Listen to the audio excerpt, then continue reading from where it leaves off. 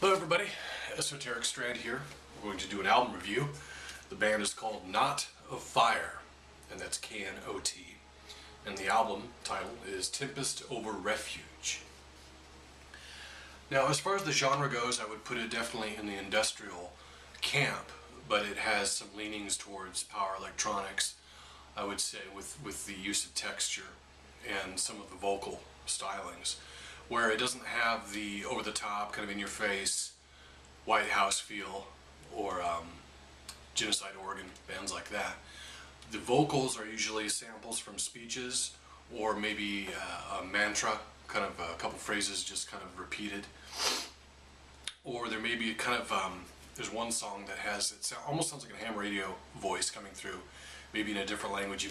You can tell it's a human language, but you can't really make it out what's being said. The opening track is called A Critical Time, and with most of the songs on this album, I think that the titling is done really well. And finding a title for your work, be it a movie or a book or a song, it's kind of its own art form, really.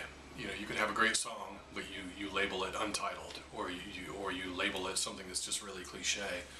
I think the titles throughout this album are excellent, and they kind of give you clues about what are going on in the head of the artist and what message he's trying to get across.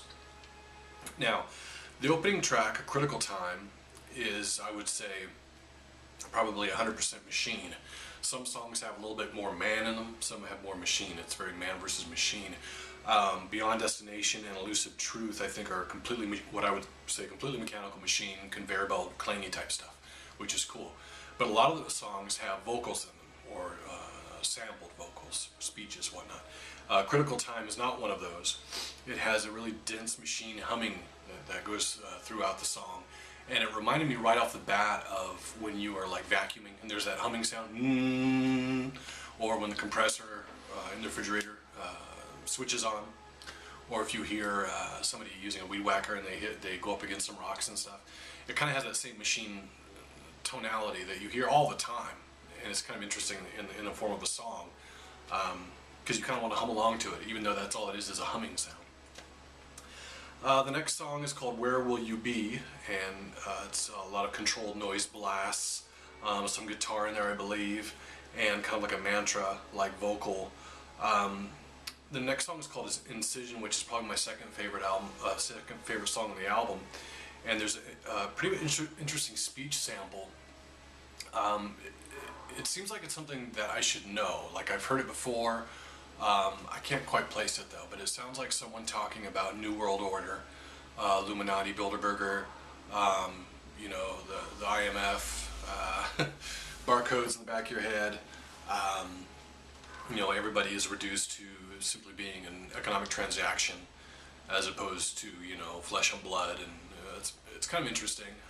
I would definitely put it in the not a speech that you would say like a conspiracy theory, but almost like not quite to Alex Jones-ish type of land, but anyway, in that realm, I would say. The song is excellent. We've already talked about Elusive Truth. There's a song called Forward, and the quote is, "The only way to stay ahead is to move ahead." And sticking with the whole political angle, that reminds me a little bit of Yaki's Imperium, which is one of my favorite books, where he says the only way to maintain power is to expand power.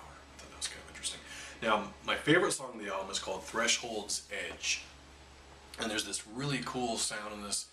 I describe it like a woolly mammoth trumpet sound, and it's kind of at these intervals that's almost like bells being rung in a monastery or something. In fact, it kind of reminds me of Black Tar Prophecies by Grails, which is really good. It's an excellent song.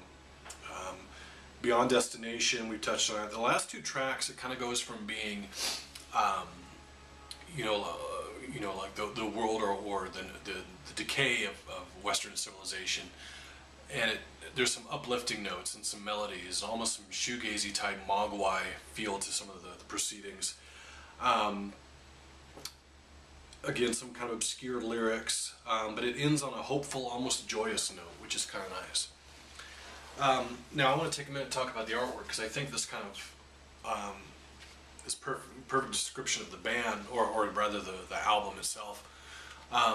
First of all, you see the color is kind of this jaundiced yellow, almost kind of like a mustard or something, and that's usually, you know, a color of sickness. You know, you see somebody that's jaundiced, you know, there's something that's wrong with them.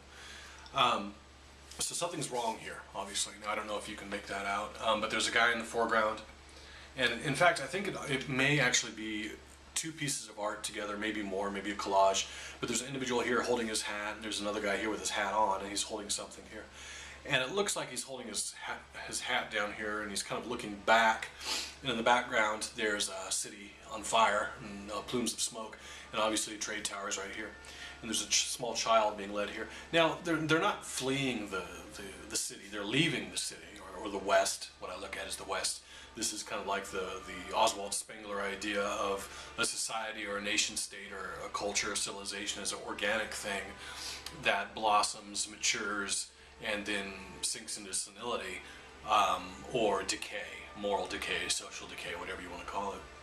And I believe that they are leaving the city in the background and, you know, moving forward. You know, you stay ahead of the game. You keep moving forward. You keep moving. They're not running away. They're not fleeing. They're moving on as the world decays behind them. So that's my interpretation. Take it or leave it. I really enjoyed the album. I think it was a solid effort. And for fans of this type of music, I would say definitely check it out. They have a website. This is on the label Peasant Spring. And go to notoffire.com. That's KNOTOFFIRE.com. And check it out. I give it a really solid 4 out of 5. Thank you very much for watching.